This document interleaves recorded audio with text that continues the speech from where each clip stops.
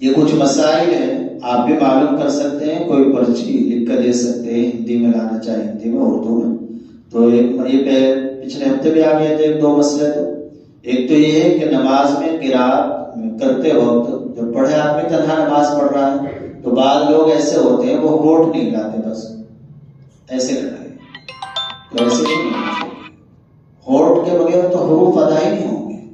سرن پڑھنا ضروری ہے۔ دو طرح کی قرات ہوتی ہے، 2 طرح کا پڑھنا ہوتا ہے، ایک جہرن ایک سرن۔ جہرن کا مطلب ہے اتنے زور سے پڑھے دوسرے کو سنائیں گے، یہ تو امام کو پڑھنا ہے۔ تنہا نماز پڑھ رہا ہے تو اسے سرن پڑھنا ہے اتنے زور سے کہ اپنے آپ کو سنے، اور اپنے آپ کو جب ہی سنا پائے گا جب ہونٹوں کو ہلائے، لہٰذا ان کو ہلانا ضروری ہے، حروف کو ادا کریں۔ ایک مسئلہ اہم یہ ہے وضو کے بعد انگلی اوپر کر کے کلمہ شہادت پڑھنا کیسا ہے۔ تو اس کو اچھی طرح سمجھ لیں کہ 3 چیزیں ہیں۔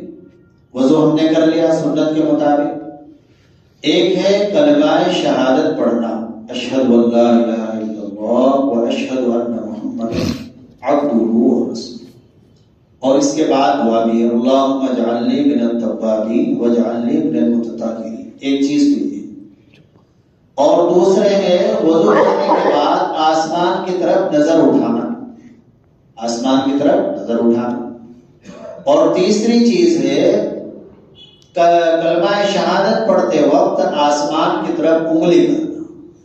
تو یہ 3 چیزیں ہو گئی۔ اب ان تینوں کا کیا حکم ہے، کیا درجہ ہے، اس کو سن لیجیے۔ پہلی چیز، وضو کے بعد کلمہ شہادت اور دعا کا پڑھنا یہ حدیث سے ثابت ہے۔ اللہ کے نبی صلی اللہ علیہ وسلم پڑھتے تھے، مسلم شریف کے اندر حدیث ہے۔ وضو کرنے کے بعد دوسرا کلمہ شہادت، اور یہ دعا اللہم اجعلنی من التوابین واجعلنی من المتطہرین، اے اللہ مجھے توبہ کرنے والوں میں سے بنا دے اور صاف ستھرے پاکیزہ لوگوں میں سے مجھے بنا دے۔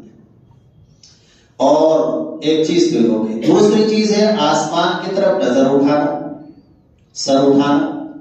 یہ بھی ثابت ہے نبی پاک صلی اللہ علیہ وسلم سے، ابو داؤد شریف کی روایت میں ہے رفع نظرہ الی السماء، راوی بیان کرتے ہیں کہ وضو کے بعد نبی پاک صلی اللہ علیہ وسلم نے آسمان کی طرف اپنی نظر اٹھائی۔ لہٰذا یہ بھی شروع کر دیا، اس پر بھی عمل کریں حدیث کی وجہ سے۔ اور تیسری چیز ہے انگلی اٹھانا، اشہد ان لا الہ الا اللہ پڑھتے وقت انگلی اٹھانا۔ اس کا ذکر اس موقع پر کلمہ شہادت وضو کے بعد پڑھتے ہوئے اس موقع پر حدیث شریف میں نہیں ہے۔ پھر اس کا ذکر کہا ہے مسئلے مسائل کی کتابیں ہیں، فقہ کی کتابیں کہتے ہیں، وہ ایک کتاب ہے، معتبر کتاب ہے حاشیۃ الطحطاوی، تو اس میں اس کا ذکر ہے کلمہ شہادت پڑھتے وقت وضو کرنے کے بعد انگلی اٹھانا، تو یہ بھی مستحب ہوا، لہٰذا یہ بھی اٹھانا۔ اور دوسرے یہ ہے کہ خطبوں میں حدیث میں آتا ہے کہ نبی پاک صلی اللہ علیہ وسلم خطبے میں جب کلمہ شہادت پڑھا کرتے تھے تو اس وقت انگلی اٹھاتے تھے، انگلی سے اشارہ کرتے تھے، تو لیکن اس موقع پر نہیں آیا حدیث میں، تو یہ اس مسئلے کی پوری تحقیق ہو گئی۔ لہذا ابھی یہ مسئلہ یہ ہو گیا، 2 کام تو کرنے ہی ہیں، کلمہ شہادت پڑھنا ہے، آسمان کی طرف نظر اٹھانا۔ کوئی انگلی اٹھا رہا ہے اسے منع نہ کرو، نہیں اٹھا رہا ہے اسے نہ کہو کہ اٹھاؤ۔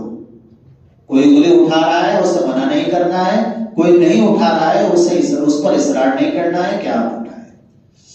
تیسرا مسئلہ تھا سر کے مسح کرنے کا طریقہ، یہ بھی بتلا دیا تھا کہ جو طریقہ فقہا نے بیان کیا یہ بھی حدیث میں نہیں ہے، ایسا طریقہ کہ اگر ہم ویسے ہی کریں گے، ایسے کر لیں، ایک کر لیا پھر ایسے کر لیا، تو یہ ایک بار جب ہم نے کر لیا مسا اس طرح تو یہ ہمارے ہاتھ کی پوری طرح استعمال ہوگی، اور جب پانی ایک بار استعمال ہو جاتا ہے تو وہ مطہر نہیں رہتا، پاک کرنے والا نہیں رہتا، بلکہ بعض ائمہ کے یہاں